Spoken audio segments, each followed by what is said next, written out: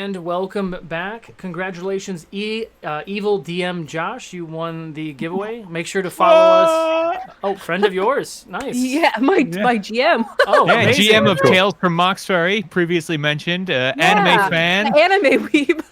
Yeah, I saw it in the chat. He was like, I'm that weeb. I was like, Amazing. So, just join our Discord and hit me up on Discord, and I'll give you the list of video games you can pick from, and hope you like video games. I have all sorts. So we're going to get back into this last half hour, question mark? Yeah, 35 minutes of the panel. I have a few more questions left from all of you guys in the chat. And if you have any more, please, by all means, tag me and throw your questions up there. Speaking to all of our creation styles, starting with macro or micro, what have you, do you allow yourselves to jump between the minor details and larger ones, or do you follow a set formula when you create something? No formula. Since I Chaos. since I am still new to kind of world building for D&D, like I've always world built, but it was more of like a story, script, stuff like that. Mm-hmm. I find myself going to and from a lot in between like macro and micro, but like we said earlier, Amber said, like, there's a lot of ping pong stuff happening, like when you're creating stuff. So yeah, like for me, I kind of go back and forth. Like I said, I think of like little lore, how it connects to like the big lore and things in the middle. So I kind of like jump all over the place. So I write instruction manuals for a living, and I'm a very formulaic person. Okay. I like orderliness. And so for me right now, running my Ryotama game, because it's all about travel, I do tend to go macro first. And what I do is, because I know they're traveling from one destination to another, I always start with a map. So like my first thing I do is I make the town, and maybe they have said it themselves, like, oh, the town we're going to is called Stormbrook, and there's a forge there, and that's what that town's known for. Well, then I take it, and for me to get into my headspace, I then start doing the micro, and I make a map. So I actually have a drawer full of maps in front of me. So I we'll do this. Whoops, the shine is too much. You're teasing us. I love it. The shine is too much. So I'll usually do a map first. And then as I'm building it and putting like things that they could potentially go into. But most of like the world stuff that happens in like the NPC stuff is improv for the most part, unless it's specific, they need a hook, right? Like I don't take the time to fill out like, this is where the Nielsen's live with their 32 pigs on their pig farm. That stuff I don't take care of. That's for them to fill in if they want to go to a pig farm. But basically I make things there that are like, okay, there's got to be an inn. There's got to be like an adventurer's guild. There's got to maybe be the forge. They talked about the forge. That's important. And that's how I typically go about it. So it's very much a I guess micro version, right? I think that's pretty micro, making that map. Yeah. Map for that town. Yeah. Mm-hmm. So that's how I do it. Every time I build a town, I start with a map. I think I guess it kind of depends on what you're wanting to do, right? So if it needs to be table ready in a month, then you're going to have to prioritize your thought process. But if you were just building a world because you want to use it eventually, then to me, it's whatever you feel like creating that day, right? So if you get into it and you're like, I really want to see what this town's about, then you create the town. If you really want to know what god this mountain people worship, then do that. The more important thing for me would be to find a way to keep your thoughts organized, right? So where are you putting all of this information, and how is that organized? And that's more important, I think, in the long run. Yeah, for me, I know that when I'm working on something that is going to be like published, like a whole like, hey, I want to create a whole world and put it in front of you, right? And whether published means like I want to give you a packet of stuff because we're going to play this at my table, or I'm going to try to sell this. I like to start with that concept, and that concept for me is like, what is the thing happening right now that makes this place unique, that defines this world, right? And so and then everything feeds from that. And I usually like I'm pretty structured. So if I'm writing something, I don't skip around. I start at the beginning with here's the big things you need to know, and then go down and really winnow my way down that way. I just released a game called Burn Bright. It's a science fantasy game for Roll20, and the big defining event for that is that it's spaceships and space magic and stuff like that. But the defining event is everything is collapsing, right? So the opposite of the Big Bang is happening and eating the universe, and everything's slowly closing in on each other. And so then that story point guides everything else. I want everything to be in the shadow of that. So that means we have displaced refugees, we have resource management problems, we have greedy corporations that are profiting, right? And then how does that affect things in this part of the galaxy? And if this part of the galaxy is affected that way, how does that affect this little moon, right? And so having that big idea that kind of runs through everything is a good, for me, guiding star then when I'm because I can see then okay, it's all sort of pouring down from the top over everything else. And that'll also keep that thread alive for things like writer's block, or when you feel like something's too much or whatever, you get that thread to hold you through that. Yeah. It's crazy because I'm very organized in my normal life, but not when it comes to world building. I mean, you have all your information organized, but I guess the process isn't organized. Well, that came afterwards. I have no. Oh, come on.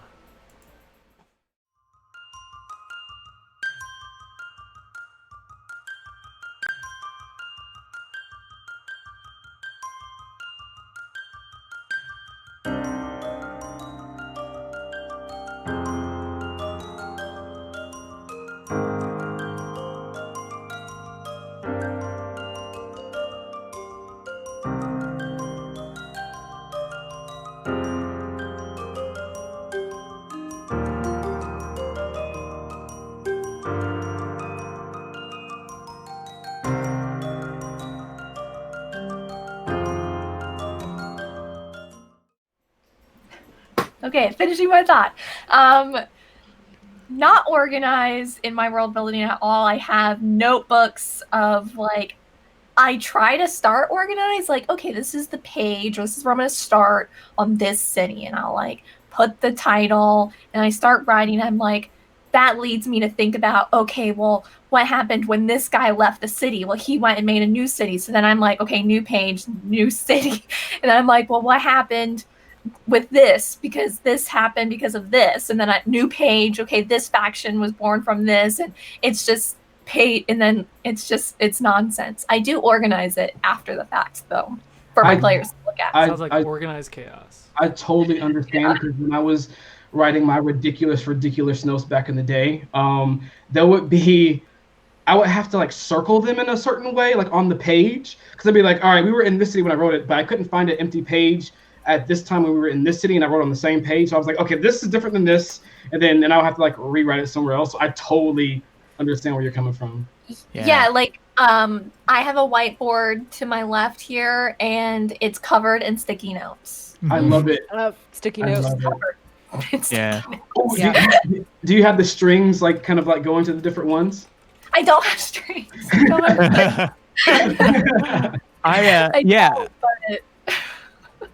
I always have a document called random shit whenever I'm writing. That's I'm not working on this now, but I need to remember it for later. And so I'll write it down there. And then I usually have it on a cloud so that I can access it on my phone. Yes. Because often I'll be walking the dog, and I'll be oh, great idea. And I'll write it down on the phone. Right. Amazing. I really like physically writing though. I was I to say, hate if I had it next to me, I would also show and tell my binder that I have that is got like tabs and like sticky notes and all sorts of stuff. But I also do it in this. I'm such an old woman. I like, I lay it out in type in InDesign, my GM prep and my world stuff. Then I print it out and I put it in a binder instead of just using like Google. Yeah, okay, thank you. Because I could be like using Google Docs or Notion, and I'm just like, Yeah, no. Yeah, but I wrote InDesign everything is a up. real grandma program. We all know that our grandmothers are using that Adobe Yes. suite. I mean, Quark or whatever something is older, God. but no. And for me, like I prefer writing too, like taking notes or writing my ideas, because like sometimes my hand might move faster than like my little digits on the thing, and I can read like if I have like if I'm writing so fast that I have like chicken scratch writing, somehow I can still read that horrible thing that's supposed to be a word. But if I That's miss- the exact reason I use my phone now, because I'll look back at an hour later and be like, what? like if I were to type and I would do like a couple of typos, I'd be like, I have no clue what I was trying to say. I was doing it so fast. So. Yeah, I'm really big on efficiency too. Like, I mean, I'll do the same thing where I can go back and read it, but then I can't hand that to my players because they're gonna be like, "What is this?" So I have to redo it again, which means I'm doing it twice. So I just usually just do it once. But I mean, when we first started the Realms way back in the day, I used Microsoft OneNote, which was great. I had all the tabs and all the things, but it was still very restricting, and the cloud thing would kind of work. So now I've just been using Google Sheets, and I literally have spreadsheets upon spreadsheets, and it's all saved in a folder on Drive, and I can access it anywhere. Yeah, I've seen them. It's pretty hardcore. If anything disappears, or like house catches on fire, the Google Drive is still safe. Like it's still like, imagine if that happens. Like my brain No, would now I just, have anxiety over my binder. And the fire safe. What do you grab? What you binders? Where are my notebooks? My notebooks. Right. it's just one of those things that we hold this anxiety because, like, what would happen then, right? Like I said, I have 385 cities. Each city has all the staples. These are all over my world, right? So these are just the major cities. Each one has all the staples.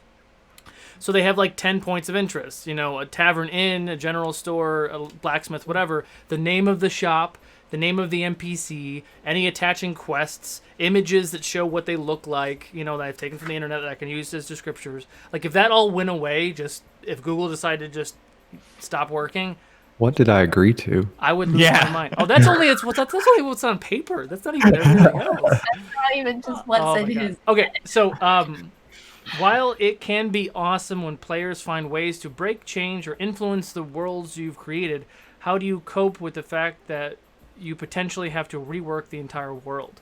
I have my quick answer to this. It is my world, but it's my player's story. So when I build the world and I build a lore and I build that's concrete. Things that happen with cities and things like that can be manipulated. So like whatever they want to do in this campaign, GW knows that they can do it.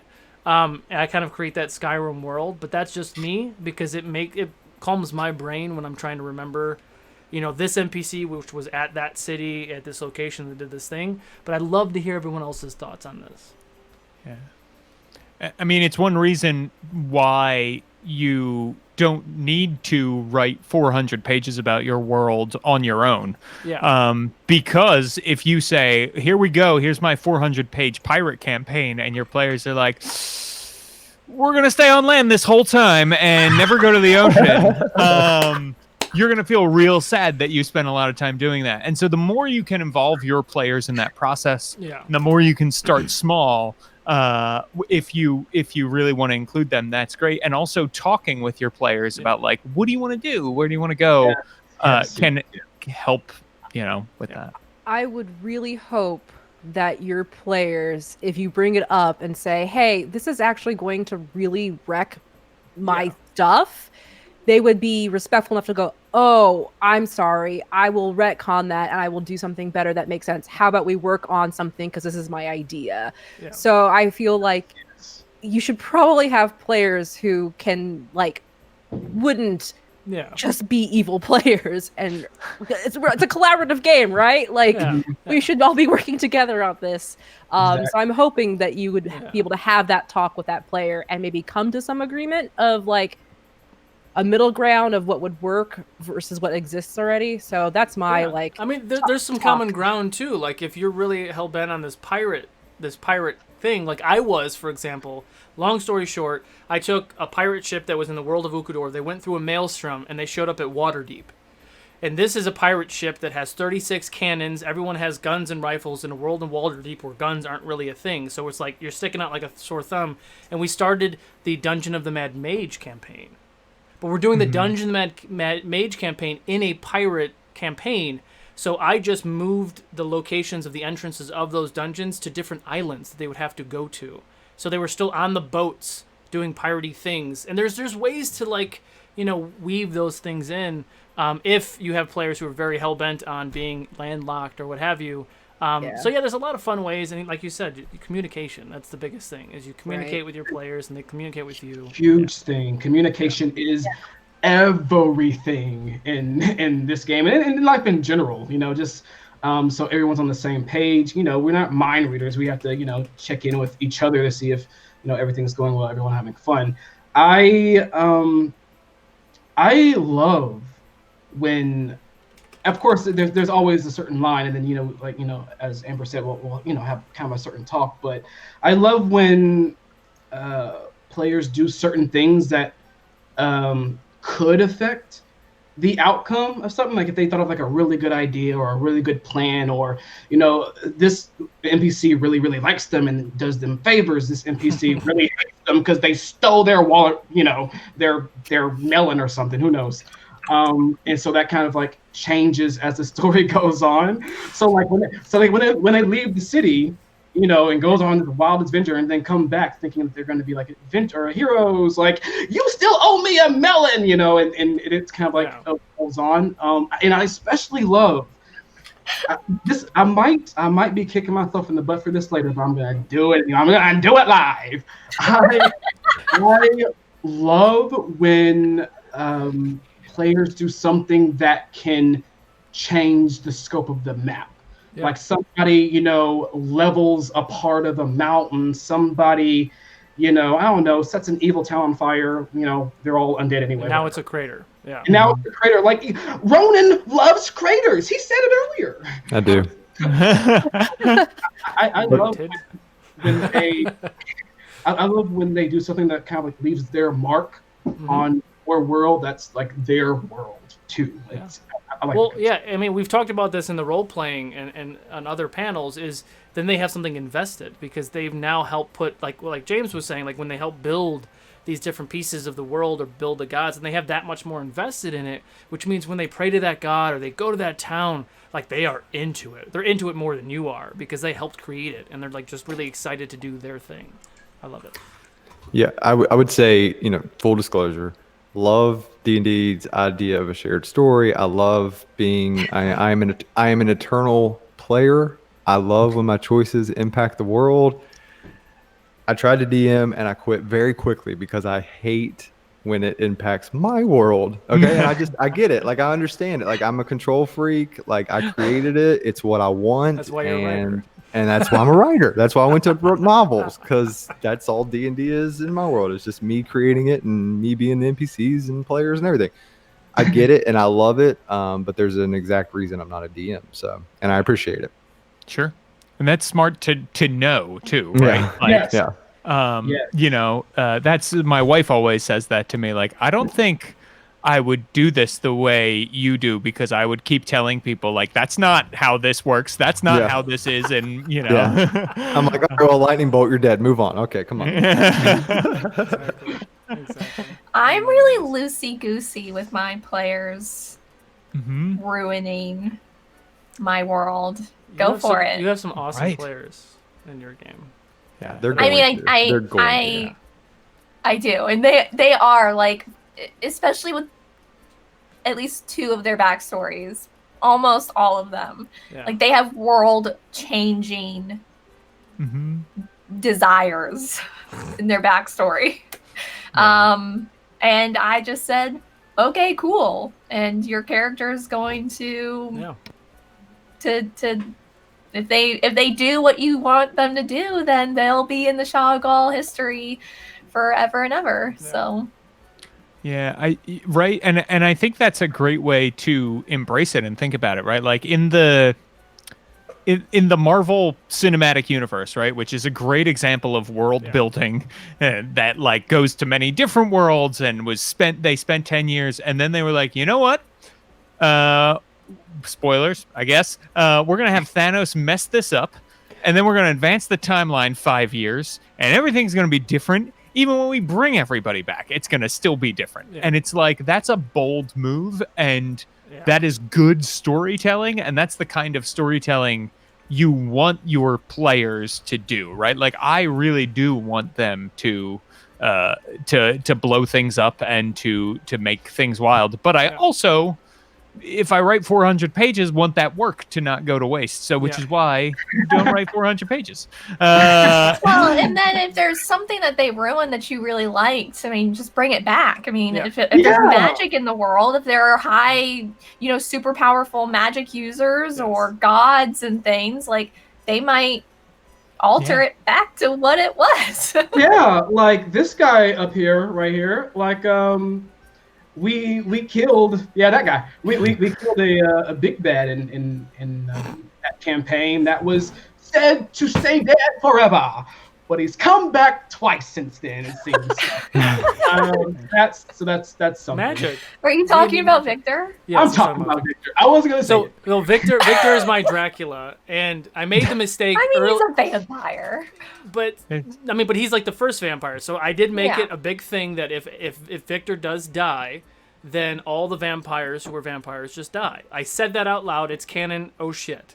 So when he dies, all the vampires die, and I love vampires, and I can't have them not in my world. So yes, someone went to great lengths to kind of bring him back, to bring back the vampiric curse. And it's really more of a plot point, but I understand that the group that has killed him multiple times has certain feelings about that. Well, technically one of those times didn't count because that was just a version of him in hell, but that doesn't really count. Yes, you had to kill him twice. Listen, if the raise dead spell works on player characters, it should work on NPCs as well. There you go. You're right. Yes, you're right. So it sounds like it sounds like GW, you need to make it so that resurrection magic no longer works in the world. That's and then go kill this man. You know what, James?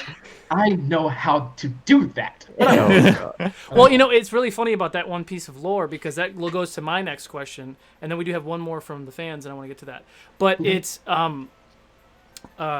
it just brings up really awesome choices. So Cerise, who he was talking about, she had the wish spell, and she was going to, and she talked to me before the game, she was going to wish that all of Victor, anything about Victor was erased, his person, his everything. So then if she did that, there'd be no way to resurrect him. But she chose not to do that, and later she chose, because she had a wife, and she chose to use that wish to have a child. So we were having this dialogue back and forth. Like, she was like, I'm really happy with this decision, but ooh, that burns. But the synergy of it makes it so really, really good. So branching off that last question with players breaking things or repurposing or recycling things is just that. Like, you can still write 400 pages, and you have all these, like, all those cities are only the major cities. It's all, like, 20,000 people and up. How many villages and towns and things that I don't have, that I have a list of just stapled ones that I could always throw in there, and the players could literally go ham. So, they could always change the trajectory of a town, or like GW said, if they do level a town, they level a town. It's fine. That town still has all the lore that it had up until that point. And obviously nothing else is being written about it because of that. But now it turns into, this undead thing. But GW had said something that caught my eye earlier with NPCs. There's so many NPCs. I'm like, yeah, the player's going to love this guy. He's going to be around all the time. And I have all this stuff about that guy. And they don't even talk to him. And I'm like, yeah, he's weird. And then they go to somebody else. But then they fall in love with somebody else who I don't have anything with. All I did was take all that lore and history and just put it to the new person. And it all translates. They don't know the difference until I say it out loud here. But but it still keeps all that work. And there's so many things. And, you know, when I change the mindset of this is my world and it's your story, I've released all that. So I have all these plot points and things that could happen, but it can happen anywhere. And I know a lot of DMs get caught up in like, oh, I really want this thing to happen in this city, but it doesn't really have to happen in this city. If it does, okay, cool, then it doesn't move. But if it doesn't, you can move it to another city. Like if they end up stopping off at this other town and it's, you know, you're thinking about timelines and oh, this event really needs to happen this session. Oh, but they didn't get to the town I wanted to. Okay. And then you pivot and you improvise. Yes. And that, Yeah, that's great. I hate it. Yeah, because we don't know Right. as players. Yeah. and Yeah, you always say should- yes when the player's like, did you just come up with that? Yes. Yeah. Yeah, like we are willing to, as DMs, hack apart published material, right? And say like, this thing that was written for this, I'm gonna pull it into my world. I'm gonna take this dungeon and make it about this. But you should be willing to do that with your own stuff too. It's totally true. Yeah. Okay, so we have just 9 minutes left. I have one more question I want to get to really, really quickly because it's a really good one. D&D is about bringing people together. When building a world, what are some strategies you use to make sure that make sure that something you've created, religion, god, or race, isn't offensive to players? Wow. Well, It's a really good question. if by chance there is something in there that a player is uncomfortable with, speak to that player, kind of like ask them if it's okay to talk about, and then kind of go into that discussion. The way, and everyone makes their worlds different. Everyone has like a different level of like connection, and things cannot change because everything's perfect. Everyone has like a different level of that when they have their worlds. But I feel that when you make your world, like you know you're making this world for other people to play in. Yeah. I guess it's your world, but you're making it for people to play in. So you have to not be married to every single idea because it might offend someone, and you have to like kind of change things up. And it's still going to be fun. It might be different, but you know you want to make sure everyone that's involved is happy and having a good time. So you have to be flexible with what you create and be aware and there's another word I'm looking for that I can't find right now, but you have to be aware of your players and kind of respect them. Yeah.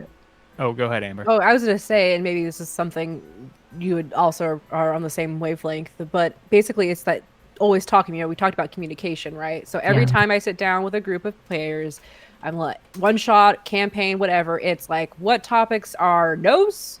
What topics are fade to black? What topics are like, we can toe the line here, but we don't want to go any further. And I always have that talk every time with a new group of players. And so that's very important for me. That's my like main strategy.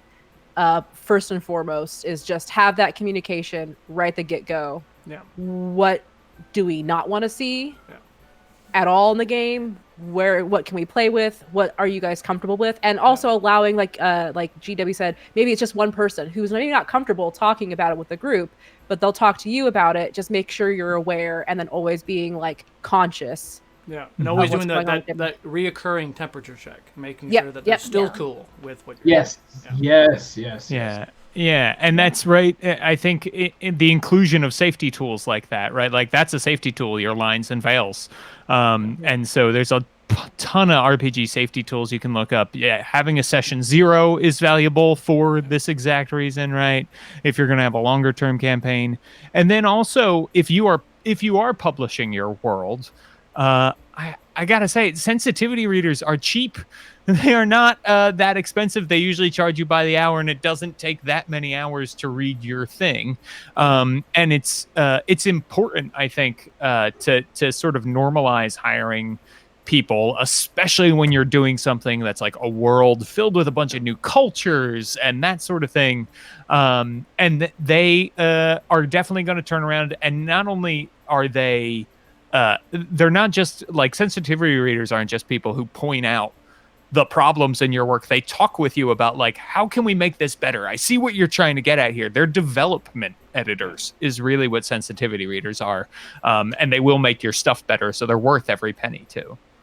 You just taught me something. I didn't even know that was a thing. Yeah. Mhm. Oh yeah. So, very cool. Oh yeah. I didn't know they did it for. So do they do it for like Wizards of the Coast things too? Because I know whenever you're writing a novel, you typically have beta readers, you have editors, and that sort of thing. So, and even if you're not going to publish, right? Even if you just want to create a world that you're going to run for your table or for stream, maybe, or something like that. I mean, everybody sort of knows, or at least hopefully knows somebody. Like my wife could definitely fill out my blind spots, right? So first pass on anything, she's gonna take a look, and there's been a couple times where she's like, "Nah, no," and I'm like, "All right, well, you know what I mean? We'd talk about it and rework it, Sure. and that sort of thing." So you're gonna have people in your life that can be your sort of beta readers or your sensitivity readers and that sort of thing that can help out if you don't want to spoil your world for your players right out of the gate. I love it. Yeah. You all said it beautifully. Yeah, I mean, and you can take it one step further too, because especially us and GW and I, we've talked about this for a while, and I think we've talked about this in other shows. Is we have a responsibility to the community to break barriers as a streaming tabletop network.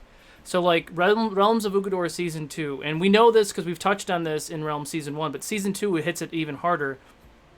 There are no humans, elves, dwarves, gnomes, halflings in the world that the party started with. It's all the exotic races, and we have established in the world and the lore that yes, there are orcs and goblins and bugbears that are evil and they raid your towns, but there's also orcs that are farmers and fishermen and fathers and parents that have never lifted up a weapon in their life, and there are evil humans and there are kind humans. So we've established that in the world, and we have kind of gone through and made this world feel very inclusive and very organic, and my community has talked about it too, but that is like our responsibility, because we are now teaching people about D&D, and we're teaching people about world building, and we're doing all of these things, and it's our responsibility. That's my perception anyway. It's our responsibility to touch on that. One of the antagonized stories is a very oppressive religious group that is trying to exterminate all magic users. So they're very, very much like doing some very terrible things. And the other side of the coin is a very male dominated culture that is doing a lot of terrible things as well. So like the party is going to be taken through those different narratives that are starting to, abolish some of the things that we deal in the real world, right? And it's just kind of those things that you can, and you have these sessions arrows, and you talk to your players about this, and you get the okays, and then you kind of push through, and you tell a really awesome story that maybe changes someone's mind. Yeah, I agree.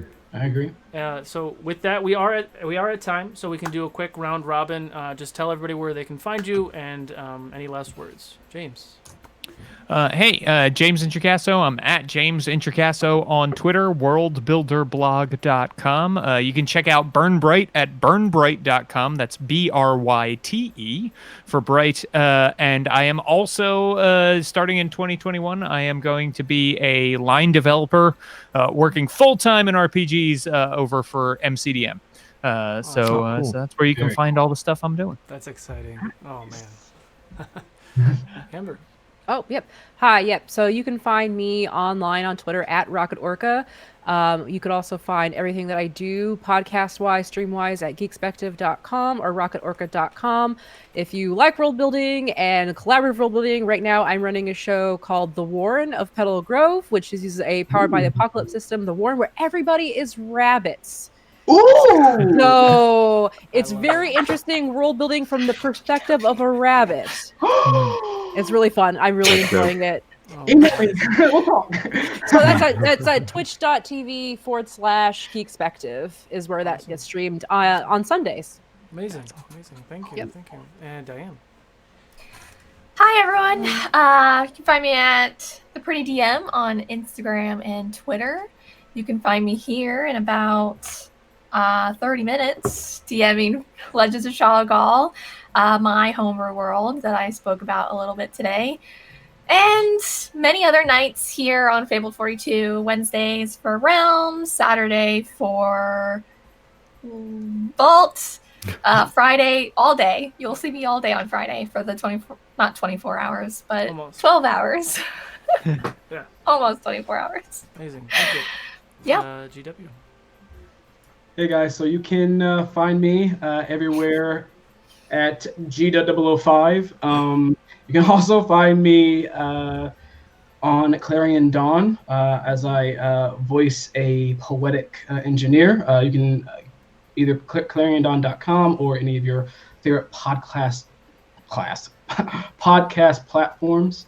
Um, in about a week, a little bit over a week, I'm going to be doing a fun one shot on Black Friday, taking some adventurers through the world of Wakanda. That's going to be really fun. And lastly, in 2021, I'm going to be running my own campaign here with some other DMs called DMocracy. And it should be a fun time. So we'll see you then. Amazing. Thank you, sir. And last but not least, Ronan. Ronan Fox, you can find me at Ronan Fox on Instagram. Do a lot of world building posts there about the novel I am writing, and you can find me here on the Fable 42 Network every Friday at 4 p.m. Pacific for Fox Talks, where I talk about all the worlds of Fable 42. Thank you, and thank you all so much for joining this talk. It was an absolute pleasure to have you. Go ahead and enter lore in the chat to enter our between show giveaway. I'm going to go ahead and stop the stream and start up the timer for Legends of Shao Kahn, and we'll see you guys next time. Bye.